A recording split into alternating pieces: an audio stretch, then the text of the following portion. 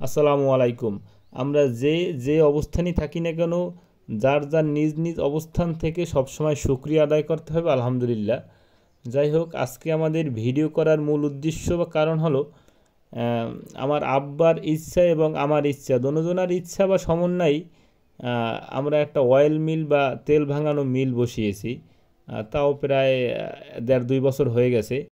আমাদের এই মিলটা হচ্ছে একেবারে মানে গ্রাম সাইটে বা মফস্বল এলাকা যেটারে বলে, ওইটায় আমাদের এই মানে যে প্রতিষ্ঠানটা বা মিলটা যে জায়গায় আছে এ জায়গায় প্রতি সপ্তাহে 2 বার হাট হয়, শুক্রবার আর সোমবার। যাই হোক, এখন মানে যেরকম ইচ্ছে ছিল, যাই হোক এখন আমার ছোটোবেলা থেকেই মূল উদ্দেশ্য বা ইচ্ছে হলো আমি হালাল পথে টাকা ইনকাম করবো, তো সেটা যেভাবেই করি। যাই হোক, এখন সর্বশেষে কথা হলো মিলটা বসিয়েছি, আলহামদুলিল্লাহ ভালোভাবে মিল চলতে আছে, এখনও ভালোভাবে চলে আলহামদুলিল্লাহ। কিন্তু যেই ইচ্ছেটা ছিল যে সরিষা কিনে তেল ভাঙিয়ে তারপর বিক্রি করব, কিন্তু ওইটা যা দেখলাম আহামরি চলে না। কিন্তু ওই যে বললাম না, প্রতি সপ্তাহে 2 বার হাট, শুক্রবার আর সোমবার। ওই সময় মানুষ মানে তাদের ক্ষেত থেকে যে সরিষাগুলো পায় ওইগুলো নিয়ে আসে, তাদের ওই সরিষাগুলো ভাঙার মাধ্যমে বা সরিষা থেকে তেল বের করার মাধ্যমে একটা মজুরি আসে, ওইটা হয় জাস্ট। তাও ভালো, শুক্রিয়া আলহামদুলিল্লাহ আল্লাহ তালার দরবারে। এখন কথা হচ্ছে কি, আমি এই বিষয়ে খুবই নগণ্য বা খুবই ছোট মানুষ, আমি উপদেশ বলবো না, জাস্ট আমার যেটা মনে হচ্ছে আমি সেইটা বলতেছি।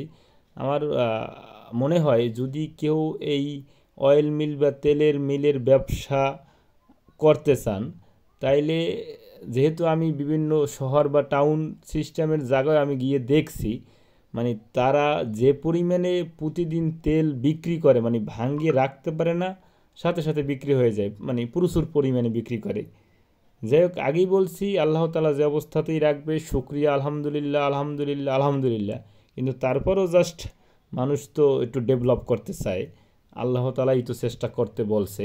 এখন আমার যেটা কথা সেটা হলো, যদি এই ব্যবসা কেউ নিতে চান বা শুরু করতে চান, তাহলে সেটা শহর লেভেল, নিম্ন পর্যায়ের শহর লেভেল হোক, তারপরও চেষ্টা করবেন ভালো একটা শহর লেভেলে শুরু করতে।